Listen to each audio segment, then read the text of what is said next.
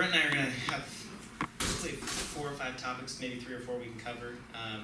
But Robert Smithson is the artist that he, in the 2 guys in the film, is discussing.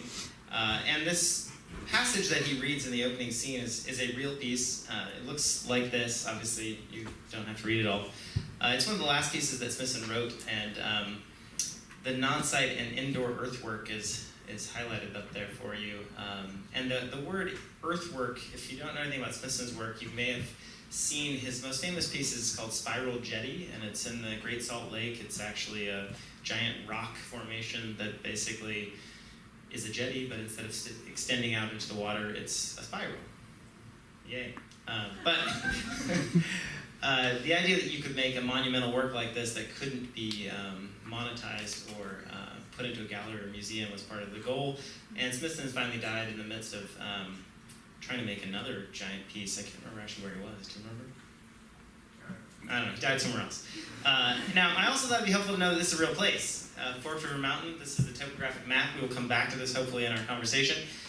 It's in the Pine Barrens area of New Jersey, and we're going to talk about mountains in just a minute, so I won't give too much away, but maybe we'll come back to this slide, because Brent wants to talk about how hard this mountain was to find, in fact. And the film was actually filmed on this mountain, which is important. This is the work that is shown a couple times in the film. It is Pine Barrens, the non-site by Smithson, and if you haven't seen it before, it kind of looks like a transition from Star Wars. This is the angle of it. It's what, 4 or 5 feet across? Yeah, that's about right. Yeah, it's not huge, but yeah, so it's filled with dirt and rocks from the location. Now, the other key word here that I want us to make sure we talk about today is transfiguration. So I thought I'd show at least one transfiguration that maybe some of you are familiar with. This is William Blake's rendering of the Transfiguration from one of his illuminations. There aren't that many famous transfigurations in the history of art, but this one definitely is. And I also thought it'd be worthwhile to see at least 2 from Scripture, since this piece has a definite kind of religious over or undertone to it in both a kind of prophetic mode and then also just the title itself. So in Matthew 17, this is where Jesus is transfigured, and it says this: after 6 days, Jesus took with him Peter and James and John and his brother, and led them up a high mountain by themselves, and he was transfigured before them. And his face shone like the sun, and his clothes became white as light. And behold, there appeared to them Moses and Elijah talking with him. And then one other transfiguration that's probably something you maybe already thought of, but this is the type from which the Christ transfiguration comes, which is Moses coming down off Mount Sinai with the tablets. Exodus 19 kind of starts the story, and then in 34, I won't read all of it, but Moses starts talking to the people, and it says this: Moses did not know that the skin of his face shone because he had been talking with God. Aaron and all the people of Israel saw Moses, and behold, the skin of his face shone, and they were afraid to come near him. So the last thing, obviously, that we maybe could talk about as well as it relates to this is John the Baptist, but we'll come back to that. And in case I don't get a chance later, I just want you to know I'm from Chicago, and I'm here despite that, so I just want to throw that out there. That's how much I like Brent. All right.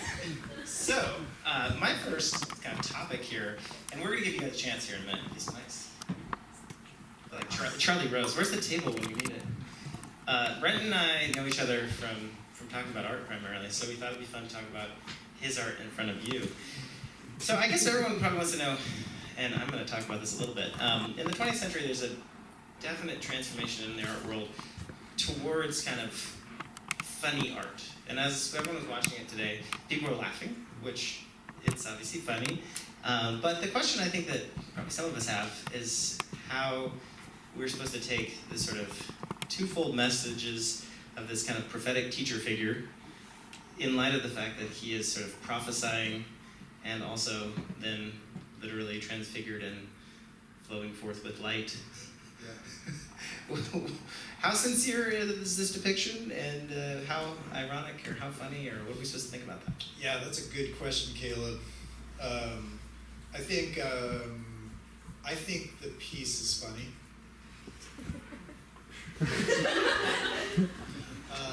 What do you think that does? Like, so if it has, clearly it has you can't read all of that heavy stuff without actually making a point. And the second part is also, brilliant. Like, I think you wrote that part, so bravo. But the part about the fissure and the text, things in the text into a fissure, into a gap that bursts forth into a positive. I mean, that's real. Yeah, that's real. Yeah. Yeah, I think when we were talking a couple of days ago about this, I think I said this is definitely a film that's about belief, because there's a lot of times the things that we believe are absurd in a sense. There's a silliness to it, or our relationships with the things that we believe. And I don't mean like spiritual beliefs necessarily, could be, but we operate with many beliefs. So in one sense, there's a humor that I feel like is at the core. There's an absurdness at the core to life, I think, that I feel like is more resonant and clear to see the older I get. I feel like the longer I live on Earth, I feel like life is fairly absurd. It's funny. It's funny. So tell me, like, but I wanted to say one more thing before we move on from this, because I feel like I'm really interested in this, the notion of humor. Did you say sincerity yet, or are you? I said that. Yeah, I said sincerity. You said it sincerely, and I'm really interested in the way that humor operates within contemporary art, as almost, I mean, as a way that it unsettles, right? The way that it things in life, right? I mean, as like if you read any amount of kind of philosophy, post-structural philosophy, the notion of power dynamics cause things to get stuck, get fixed in place, and I think that humor, a lot of people who historically have called themselves comedians, but they're not that funny. Like they kind of go for uncomfortableness as much as they go for like ha-ha laughs. I think what they're operating with is standing right in the middle of life and causing these power dynamics to become unsettled, right? The idea, I remember when I was in high school, I don't remember a lot about high school, but I do remember this, that I was in a classroom with my photography professor, and he was I didn't even remember what he was illustrating, the process that he was illustrating, but he dropped a little bit of water onto a clear frame, like onto a very slick surface, and it did what you would imagine it did. It beat it up, right? It was like a bead of water, right? And then he took a little dropper of detergent and dropped it into the water, and it broke the surface tension, because that's what detergent does, and it dispersed, right? And I remember, and this is what I remember most vividly, is him saying that that the detergent makes the water wetter, right? Which is a really cool idea. And I think that humor, and I think art in general, it doesn't have to abide by, it doesn't have to be funny art to do this. But I think that art makes life better. Nice. So I'm not actually going to move away from that, despite maybe your desire to move away from that. Actually, no, I'm curious. So you have these two characters here, the pre-conversion and post-conversion speaker, and the one is obviously deriding Smithson as a kind of fool, and I mean humorously so. Basically suggesting that his work is eminently mediocre, I think is one of the quotations. And then you have this sort of Transfiguration figure that, very is preaching. Some things occurred to me. Yeah, exactly. So those are obviously two extremes, and you're talking about belief, and they seem to be kind of polarizing beliefs.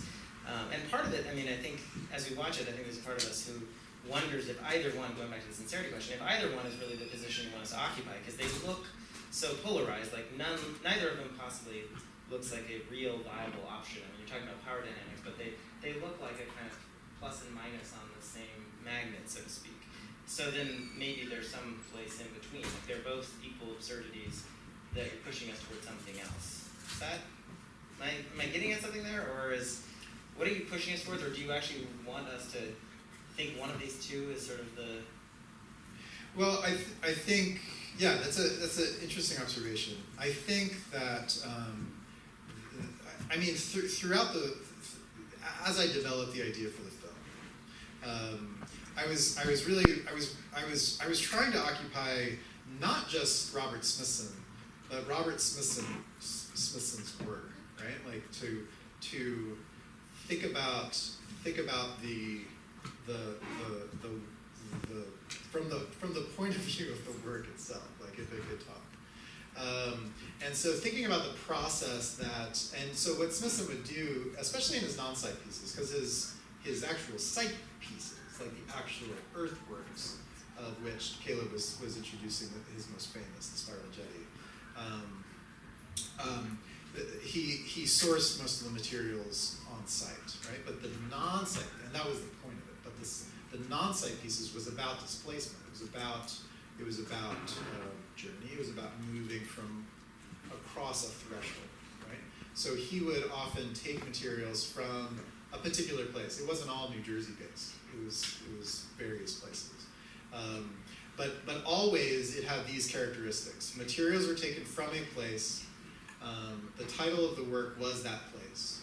Those materials were brought to wherever it was going to be exhibited, and these works are mobile, so it's not a permanent site, so they can move wherever they go. He fabricated little boxes, little containers for them. As you saw in this one, there were these kind of trapezoidal boxes, right, that formed, that oscillated around. And then generally there was a map on the wall of the location that the materials were taken from, cut in the shape of the configuration on the floor, right? So there were these dynamic relationships: the wall piece to the floor piece to the original site. And so I was thinking about this conveyance of materials from one place to another place. At a certain point, those materials became art, right? When did they become art? I don't know. I mean, did they become art like when Smithson picked them up from the ground, put them in his truck, drove them across through the Lincoln Tunnel into New York City, put them in a gallery, and turned the light on, and then a viewer came in? Like, at what point in that continuum did they become art? And so I was thinking about it. I'm taking a while to get back to your question, but I'm thinking about point one and point two, right? Like there are these poles necessarily, where definitely those rocks are rocks, right? Undisturbed rocks. They're just rocks, like ontologically, like that's what they are. And then at a certain point they shift to become art. And I was really interested in occupying, like thinking about that terrain. And in his piece, which is a weird little bit of writing, that only barely holds together that essay that I recite in my performance. That he talks about like this movement, right? He talks about this movement of these materials, and he uses the word metaphor in this interesting way. But he talks about the whole area, like the area that these materials pass through as being somehow transformed. And so I feel like what I endeavored to do in the performance in these two kind of personae, or like A, B, character that I was embodying. I think I was trying to, in the extremities of their personalities, mark a terrain that then where this piece actually resides is in the space between those two. Yeah, no, that's great. I mean, actually, this is a good transition, because part of what I wanted to ask you, I mean, you bring up a question about when you're asking about what point in the transition do they become a work from being material, since in kind of important sense, all works are material, so then where's the locus of art object or the ontology of the work in the midst of that? And actually, this might be a good way of talking about that. In your multiple titling, one of your titles, I don't know if you guys noticed this, but one of the titles is "I am feeling theatricalized, how about you?" And I take that as an allusion That's to... a good one. Yeah, and I'm imagining this is supposed to be an allusion to Michael Fried and art and objecthood. If you guys aren't familiar with it, Michael Fried is an art historian who's a professor at Johns Hopkins, whose probably most famous piece is called Art and Objecthood, and it's about it's about theater, and it's about the dominance of performance in the art world after modernism. And in particular, he thinks it's a sort of diminution of art that it increasingly becomes theatricalized, and what he calls duration, that art has to sort of exist in a space where you actually have to be there. Or there's a famous quote that he quotes from a kind of early postmodern critic that says, it's the kind of art about which it can truly be said, you really had to be there. And that's like the perfect theatrical work, is that it's not really a work unless the person is there. So I'm curious, like, the contrast between that is the end of Art and Object at the very last line is the phrase, presentness is grace. So he articulates duration as a kind of failure of art, and presentness as a kind of, as grace, is like the fullness of something, which maybe goes, I don't know, like that, you're talking about A and B in a kind of set of poles, and then that seems to kind of connect up with what makes a work a work. For Freed, what makes a work is somebody meaning something by the materials. Like having an intention to do something with them is when the materials transition. Maybe not to good art, but to some form of art. When they become, like in the second half, when they become metaphorized, or when they become an index to something else, like that's when they start being a kind of a work rather than a rock. But then you have the dancing rocks at the end, which gets into like a nice transition into theology, which, you know, there's the whole question of, so what about divine agency and intention? Yeah. You know, how about all this material? What's it actually doing out there? So maybe we could talk about that. That's a great question. I don't have an answer for the ontology one. You can talk about either one. We can transition into, we can stay in the Freed one for a bit, or you can transition, we can start talking about theology. What do you prefer? Well, maybe the Freed thing transitions into the theology, since he ends it there. I like that. And then, but he also, that essay, doesn't he start with, he starts with a quote that's what does he start with? what does he start with? Anybody know? It's been a long time. It's a 70-page essay. Jonathan Edwards. Oh, that's right, his journal. That's right, every moment the world begins and ends. That's right, good job. Nice work. Thank you. So that's right. So Jonathan Edwards, the journals, that every moment the world is created and created again, which is a kind of version of Chesterton's picture in Orthodoxy of God saying every morning, do it again, and that's why the sun comes back up every day. So yeah, that's right. Which is kind of a crazy passage in Edwards. Do you remember the rest of the passage? No, not. I don't know. I'll cut it. I really read that essay in art school, and actually I haven't read it much since. I have to confess.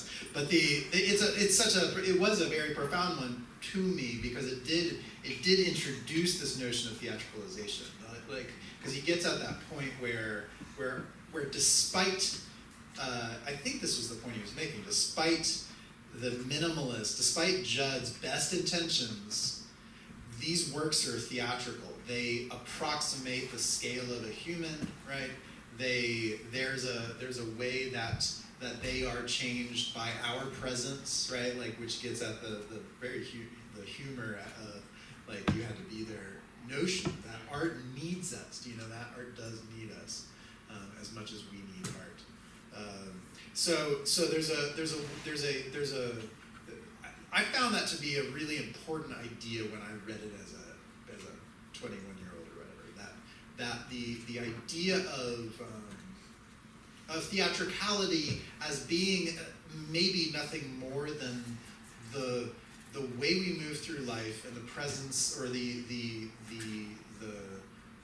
presence we exert, the effects that we have on the things that we move through and pass in front of and communicate with and stuff. Like, that there's like a charged quality to that is something that has to do with the dynamics on stage or something like that. So maybe this would be a good time to talk about mountaintops or Transfiguration. Let's do it. Let's go to the mountaintop. Let's go to the mountaintop. Do we want to go back to the slide? Well, first of all, tell us a little bit about where this was actually filmed, because I'd like to tell that. I like that story. So the Pine Barrens are a massive forest in the middle of New Jersey. New Jersey is one of the most heavily populated states, and it's not a big one. It's a teeny one, actually, as far as states go. Puny by standards of California. But there are lots of people there. But the Pine Barrens are a massive swath of largest population of scrub pines on the planet. And scrub pines are a gnarly little, not very pretty pine tree. And so if you've ever been to New Jersey, you'll know that it's pretty flat. There's not a lot of topographic nuance to the place. And I grew up in the Pine Barrens, actually, for my, like, between age 5, I was in Texas before age 5, but between 5 and 16, I was residing with my family in the Pine Barrens. And there's like its own version of a hick resides in the Pine Barrens. There's like a couple of like abandoned insane asylums in the Pine Barrens. It's like a cool region of like no man's land. Wild packs of wild dogs, all sorts of cool stuff. So there's a little mountain in the middle of the Pine Barrens called Forked River Mountain that stands 60 meters above sea level. And so if you know anything about the heights of mountains, it's a small one.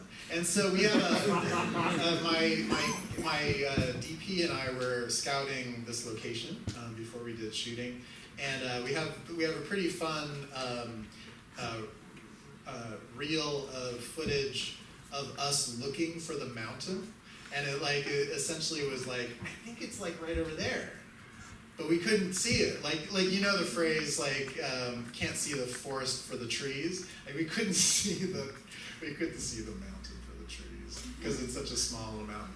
So it's a mountain that is so small that that if you bring a 10-foot step ladder, which we did for the shoot, up to the very top of the mountain, which I'm standing on the top of the mountain in that scene, and you climb up to the toppest most rung of that 10-foot step ladder, you can see the Atlantic Ocean.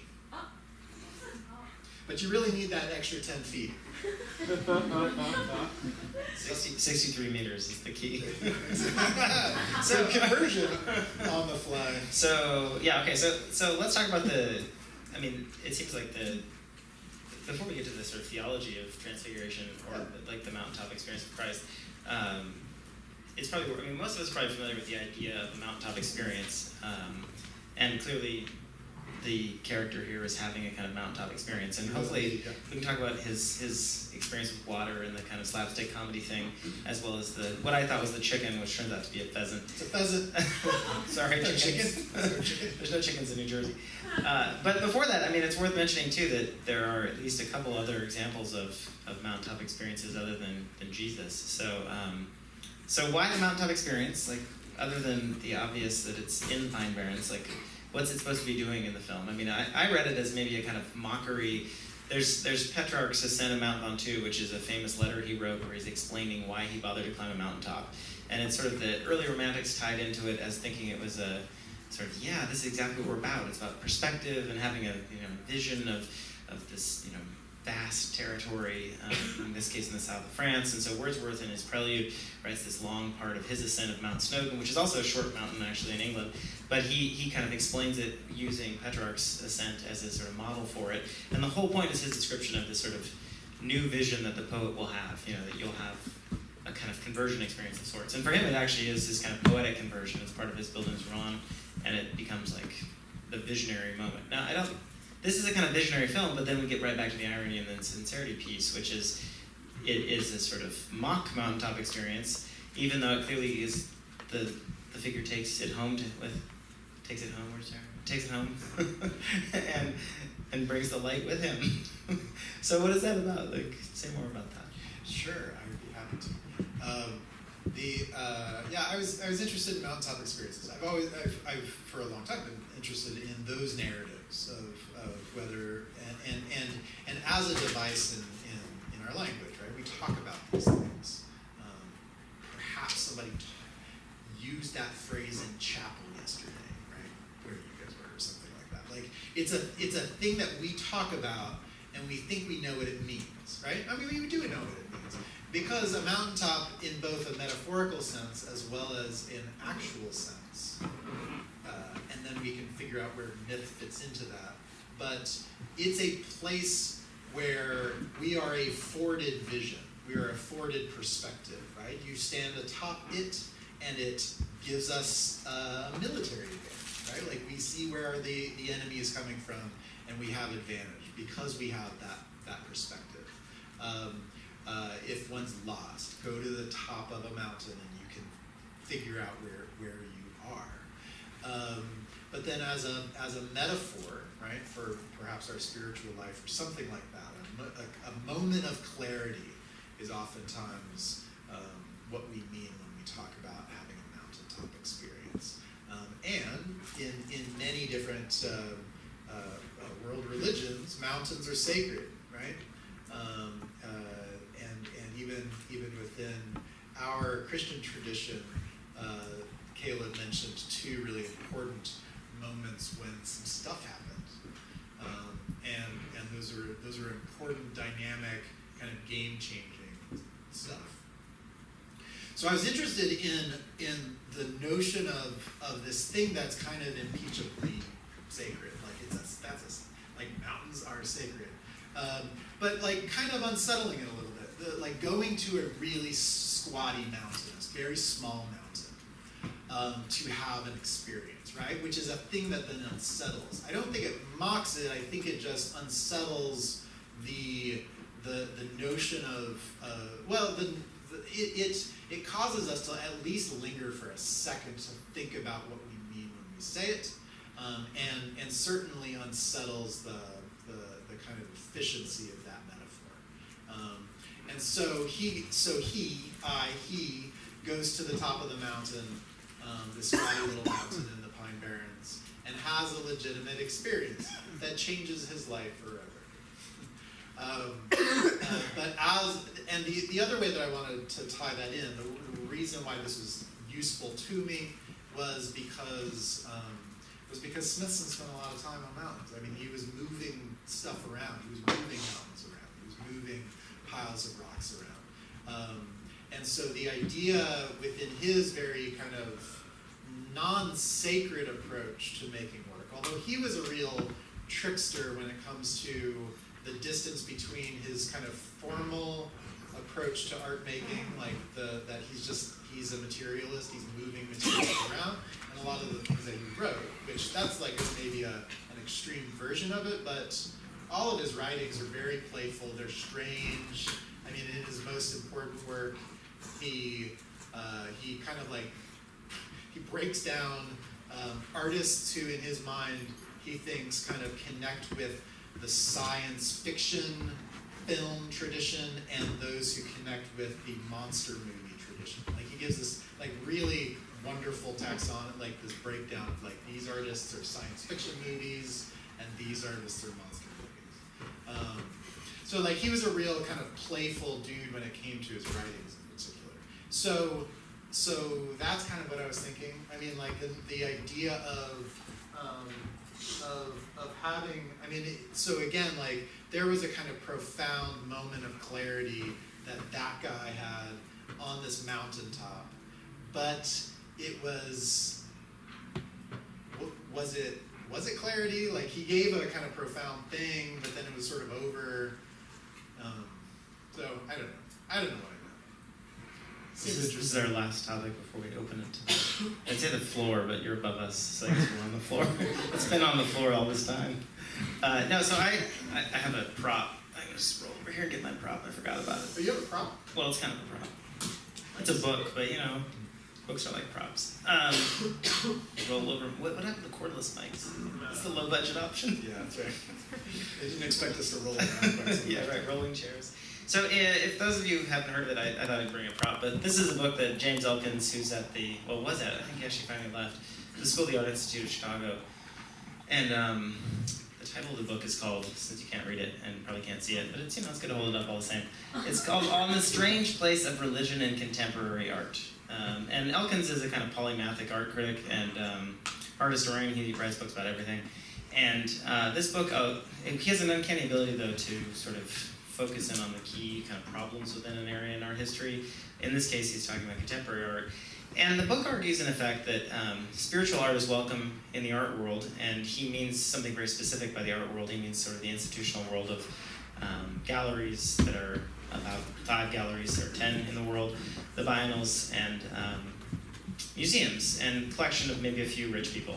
And that's what he means by the art world. And basically he argues in the book that it's curious that in contemporary art, religion doesn't really have a place. That spirituality of a certain type, a kind of open, non-dogmatic form of religion, and expressing kind of personal, unique beliefs of whatever kind are fine, but sort of institutional, structural, Christian, Jewish, usually he says Christian, art is not welcome. And he's not advocating that this is a good thing, he's just simply describing what he takes to be the reality of the current scene.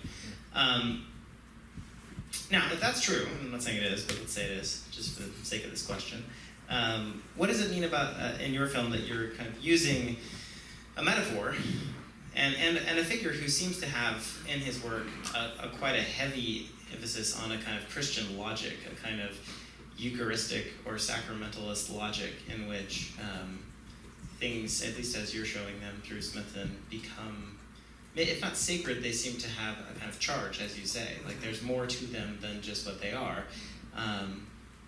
Does that mean this is a kind of spiritual work in the way that he's describing it, or is this a work that would actually be a kind of religious work in the way that he's saying is sort of disallowed in the current conversation of contemporary art? And you don't have to. Yeah, I can argue one way or another if you like, and then you can fight back. I don't know how this works in those terms. I think it does work in those terms in a particular way. I think it does occupy a particular place in that conversation. I just don't.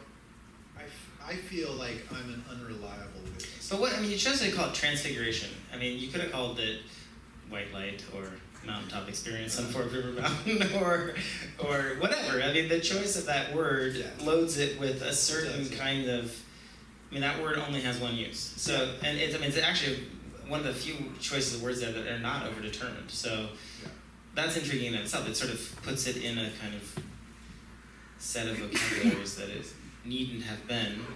And you could have just called it Fort River Mountain, and it would have been the same film. Yeah. For some reason, it's Forked River Mountain. Oh, sorry, Forked. Could you put an emphasis on that? No, absolutely. So I don't shy away from the fact that I intentionally implanted overt spiritual, even Christian content into the work. Absolutely, that's there. So my answer is not actually. So I guess I'm asking, what does it mean that it's there? Yeah, and that's what I'm saying is I don't know. Like I don't know how this film operates, and I feel like that's actually a way of getting back to what Freed was getting at. The notion that when you stand in front of a thing, that the viewer is the one who answers that. Like how this thing operates and how meaning is then made is not really the role of the artist. I've come to understand that it really is like the way that and film has this kind of like massive ability. We're talking about good films. I don't know if it's a good film. It might be a good film. But again, you got to be the judge. You're the viewers. But there's a way that film has this profound power over an audience. Like you're sitting ducks. You can't get out of the way of it, right? It's like all the things in a theater conspire to create this tremendous power dynamic where you're passively receiving the thing, right? It's coming at you like a freight train. And so there's a way that I bet any filmmaker who's honest would say that their intentions sort of stop the moment you hit play, because the power that a film exerts on an audience is transformative. I think even a mediocre film transforms you in good and bad ways. In ways that are productive and ways that are less productive. So I don't know. That's maybe not a satisfying answer, but it's like I feel like my job was to set a bunch of things in motion, like twirling them, packing it with some interesting things that I knew would have some surface tension, like would have tension between the two, and my only job was like add detergent to it that softens that surface tension, allows there to be this kind of this commingling between these things that are in a lot of ways at odds with each other. Post-structural theory and kind of religious devotion is like two things that often don't go together, but they're kind of forced to go together on this mountaintop. False, they totally go together. This would be a good point for us to transition to the audience, since they're the ones in charge of the meeting after all anyway. Also false. So let me just throw out a couple other things that we should maybe talk about. If you guys have questions about these, maybe you can ask them. But I'm curious about the music still. Definitely the stuttering, what the stuttering is about. And then also just the sort of teaching video aspect, like the fact that it's a kind of mockumentary of the classic kind of art teaching film, like your choice not to look at the camera as you were teaching us all. I thought that was very well played and also very intentional. So an interesting thing about. So we're going to turn it over to you. Are we going to pass the mic? Okay, sure. I don't know if the mic will go all the way. Well, people can come down. Oh, Josie in the back has a question. Oh, I see that. I'm pretty loud, so I don't need a mic. No, you can get the mic because we're recording it, right? Well, I'm right next to the camera. Oh, is it not being recorded audio? You don't want to stand up? All right. Okay, awesome. So you said that like you don't really have an intention for the way we like view this film, but at the same time, like you made certain decisions, like the water and the water gun and the pheasant, like these all. See, she says it's false too. So these all play into the film, and I understand that viewers need to have their own like perspective, but I also think you had like an idea of what you wanted us to think. So as much as like it's artistic to say that you don't, what are you really trying to tell us, or what are you wanting us to see? Are you calling me a liar? A little bit. Just a little bit. Not a liar. I think you're trying to get us to think about it, but I want to know what you think. I want these are my intentions. Here we go. My intentions for the film, or my intentions in making the film, and acting. Like I was acting up there. I'm not a very good actor. I was doing my best. The walk was good. The walk was alright. But I also kind of walk like that anyway.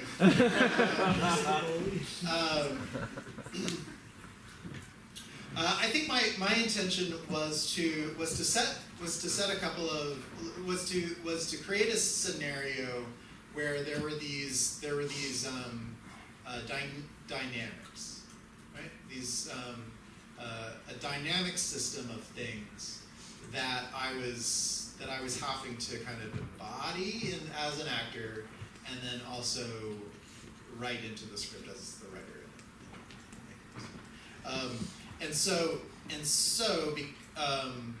So what I was interested in is kind of what I've already said, is that I was interested in the notion of transformation, the idea of fixedness, of being stationary or stuck, and the idea of movement. Even if that movement is not very far, even if that movement takes some help or prodding, the things that are the most like heavily symbolic in this film were actually not functioning in my mind as symbol. Primarily, they were the things that prodded me along, right? Like they got me unstuck. So I would get stuck and stutter over Smithson's name. In each case, these very loaded symbols, water, the bird, and which ultimately ignited my countenance. Those things were operating. Of course, they were operating symbolically, but I was interested in the symbol itself as being the thing that unsticks me, that moves me forward. And then at the end of the prophetic word I delivered on the mountaintop, it was kind of over, and then I just went home. But like that didn't work so well either, and then it circled back around, finally back to the Pine Barrens. So I didn't travel very far. Like I stayed within the tri-state area.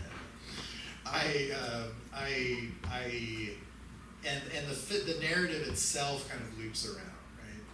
And the thing itself is looping. So there's a notion of movement, like that's what I wanted to do. I wanted to embody this person that was moving. Change was happening, but that change was very small and didn't go very far. But nonetheless, like it's not a. I mean, maybe it's sad because his wife leaves him.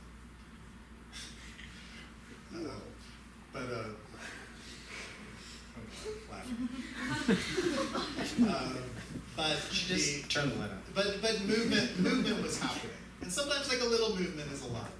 Yeah, do you know what I mean by that? How about that? Another question? Oh, by the way, if we go off the topic of intention, you mentioned post-structural theory, and some of you might be interested. The last 20 years has actually seen a kind of decided drop-off in the conversation around post-structuralism, and in particular, one of the reasons that's been the case is because of the sort of, how do I put this, the strength of the arguments made by people who are sometimes referred to as new intentionalists. There's a piece that my dissertation director, Walter Michaels, and his friend Stephen Knapp wrote called Against Theory. That was published in, I think, I don't remember what year it was published, don't tell him. But it's a kind of compendium of post-structural theory about why your intentions don't matter, and basically an argument that in fact they always do. And it's been so sort of good at its argument that a lot of people who used to think of themselves as, for example, Stanley Fish, who's the kind of founder of Reader Response, has sort of quietly become an intentionalist. Like no one noticed that because that's his most important contribution to the intellectual world. He didn't really want to mention that he no longer believes in it. But anyway, so that's interesting in itself, that intentions have sort of come back to the fold. And Michael Fried's most recent book is called Why Photography Matters Like Never Before. And it's about how photography, which is obsessed with indexicality because of its ontology, you can't take a picture of something without it being of something, is actually always about intention. So he uses a number of photographers. Thomas Damon is probably the Gerska, I'm trying to think of else. A bunch of people. Anyway, that argue that intention is really central to contemporary art. All I know, I mean, because I am interested in the history of that you're talking about. But as a maker, I'm like apart from the way that it operates on a theoretical level, as a person who makes stuff, I'm just not very interested in my intentions. I'm deeply suspicious of my intentions because my intentions are like they're what they are. Like I feel like at least I'm an unreliable witness, like I said before. Like I'm an unreliable person to talk about how this film operates because my intentions only get me so far. They're part of it for sure because they set that little thing rolling. But I find I mean like Derridian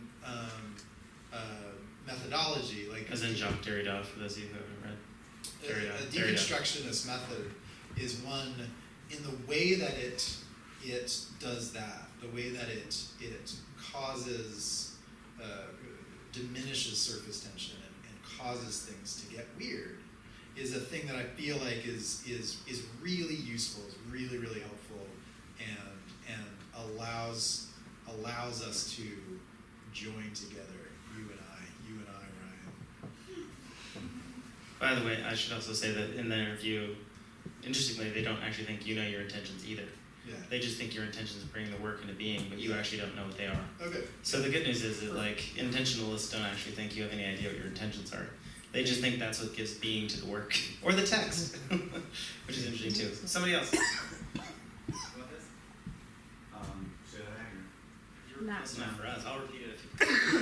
Yeah, just a couple of thoughts I had in watching it. And first of all, Smithson is my favorite artist, so I'm jealous that he made this film. But I spent half of it deriding him. so, you know, the opening scenes are basically flying over the mountains, and Smithson died in a plane crash. That's right. Flying over Texas. It's my style. Yeah, over somebody's private ranch, scoping out his next work of art. And I noticed that on your mountaintop, you're in front of this desiccated blackened heap that instantly reminds me of the plane crash, and that perhaps you're standing on his deathbed. Oh, man. And you know, when he died, he was 35, and Gordon Matta Clark also died at 35. And one thing I did as an artist was when I turned 35, I decided to call that my year of mourning, whereby I would try to get Gordon Matta Clark and Robert Smithson to possess me for a year, so I could sort of absorb their powers. And I think being that this is such a film with so much intention, but you're not creating a fantasy world. It's not a Matthew Barney film where we're like, oh, what's happening? To me, it seems like you're creating your own seance, where perhaps you can become possessed and go to places that you don't know where. But I think of art making as creating our own fiction, our own seance, or our own world, so that we can inhabit it. So how do you respond to that? Are you trying to become Robert Smithson? And before you answer that, actually, this would be a great way of talking about the stuttering as well, because those, every time I saw those, I thought those were like possessions, like you're trying to like cast out a demon or something. I was just trying to keep going. Yeah, that's a really interesting way of thinking about it. I don't think I was trying to become Robert Smithson. I mean, I'm playfully setting up the relationship dynamic between John the Baptist and Christ, and Robert Smithson and me, or him. You know what I mean? Robert Smithson and him. So which then makes that character a type of Christ, or Christ-like at the very least. And so I was absolutely intentional about the ludicrously provocative thing that would be, right? Like this setup where Smithson did what he did and I do what I do, right? So he moved rocks around. That's what Robert Smithson did. He moved rocks around. But I moved rocks around with my mind.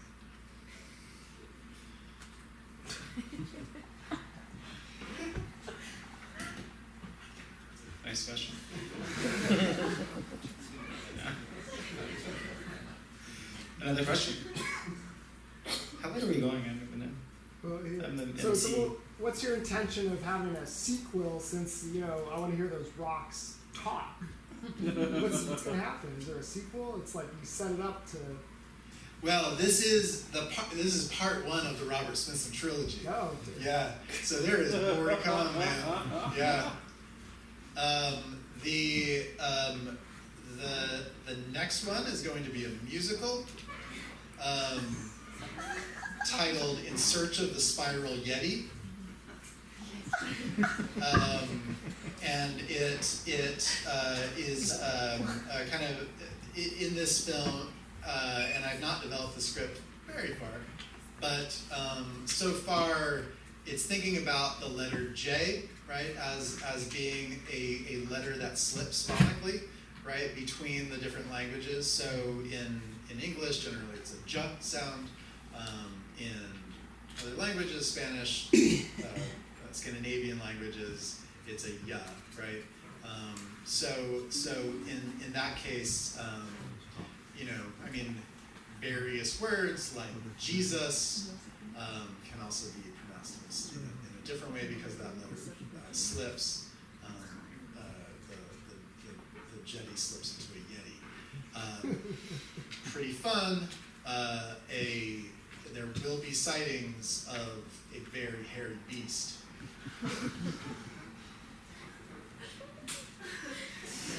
Nice. Next question.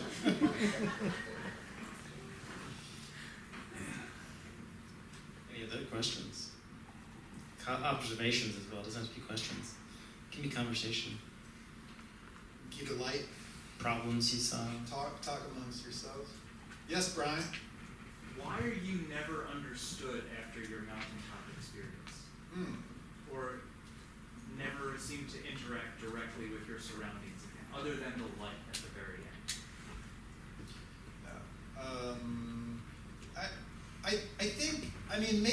I think, yes, good question. I'm interested in that question.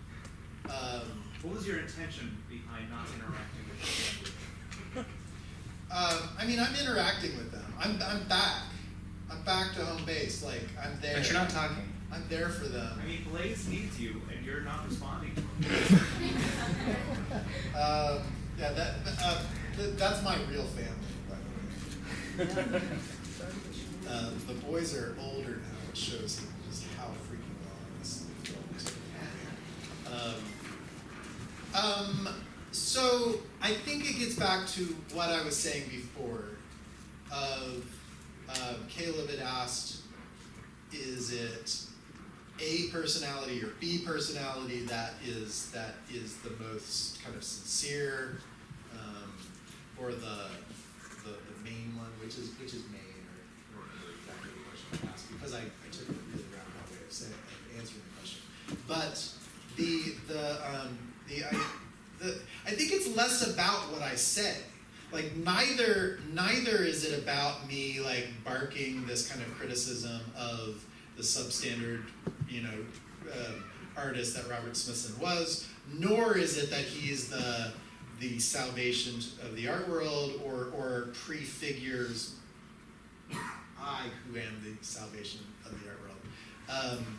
It's neither about those things that I say, and really just simply is about pushing forward, about change, about moving from point A to point B, and that increment. So never was like, neither in my silence nor in my scenes where I'm saying a lot is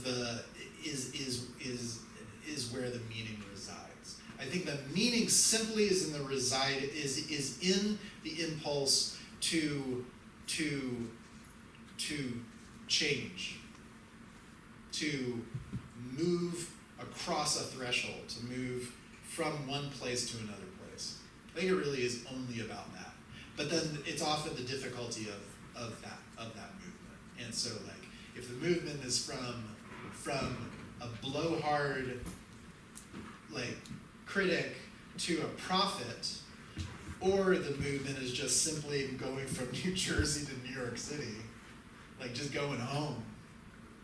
Like it's in that movement and the change that happens, and kind of dealing with the challenges that come with that movement. I think that really is all this film is about. Can I ask a follow-up? Yes. So if this film is about the movement in part of like a larger Derridian story or narrative, Which, by the way, just don't forget what you're going to say, but which exactly parallels Robert Smithson's rocks, right? He moved his rocks from the Pine Barrens to a gallery in Chelsea, or Soho. So like the rocks that are on their journey, Yeah. is that movement going somewhere in the trilogy? Like, is there a place you're trying to land eventually? I think, like a spiral, it folds in on itself. Like I think that is the real journey. That it circles back around, and I feel like that's actually like a thing that's important to me philosophically, spiritually. That it is about circling around. Although a spiral is not a circle, right? A spiral importantly narrows as it goes. So there's spiral's a really beautiful thing, right? It's a thing that has movement, but that movement, if you walk Robert Smithson's spiral jetty, you basically go from here to here the long way. and I think that's what this film in particular is about, but also probably that's what the trilogy is going to be about. Yeah. You use water to break the stuttering and to awaken, you said? Yeah. So, first of all, was the pheasant real? And why did you choose a pheasant on the last one? Yep. So No animals were hurt in the production of this film. well, I mean that was a real pheasant. It was a deceased pheasant that somebody stuffed. Like it was a taxidermied pheasant. So that was a real pheasant. His best years were behind him. And but I didn't do the stuffing, and I didn't kill him. Why the pheasant is a more interesting question, and I was interested not so much in it being a pheasant, but rather in it being a non-migratory bird. So that it's a bird that kind of doesn't. He travels, like we were talking about. They do fly, but they kind of like fly, like they kind of glide and then they land. So they don't go very far. So in the same way that what we were talking about, this conveyance of rocks from one place to another place, or my journey where I do transition and I go somewhere, but I don't go very far. The pheasant really knows all about that. Intimate knowledge. John, you were going to ask a question. I was going to go back to the previous discussion about the movement.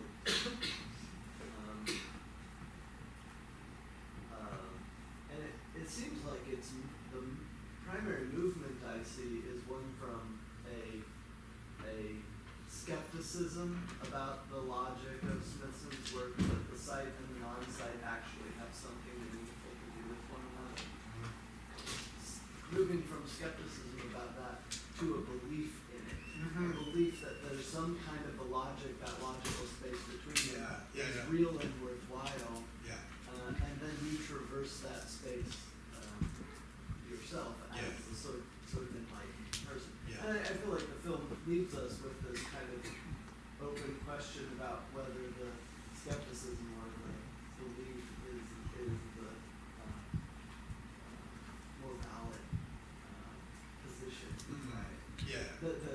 But maybe the only option we've got What's that? is belief. Yeah. You know what I mean? Like that maybe that's the way for movement to happen, or that's the way for any change to happen at all. There's a leap of faith. There's a first step that you have to take. And I think that I'm gonna start making you guys meet me in a second. I'm gonna get tender here. But no, I'm just kidding. But I do think that that there's a necessary step forward. It's a step into belief. I think that amounts to much change. So apart from any kind of sort of mind that stands outside of that transitional process, I think there's to embody change. I think belief has to be a part of that, or faith, or something like that.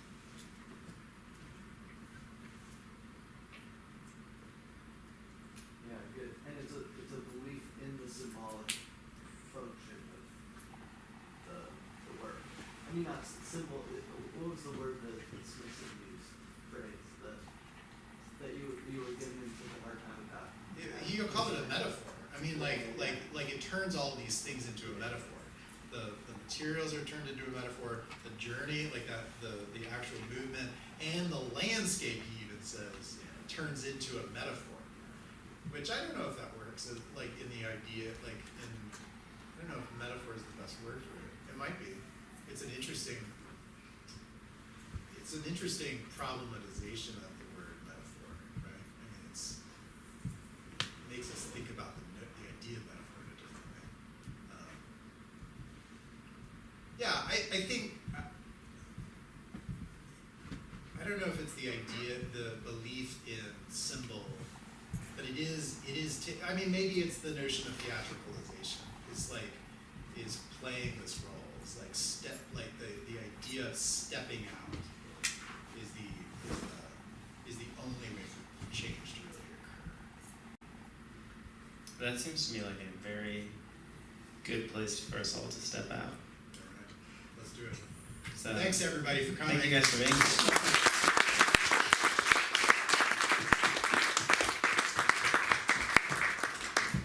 Premiere is over.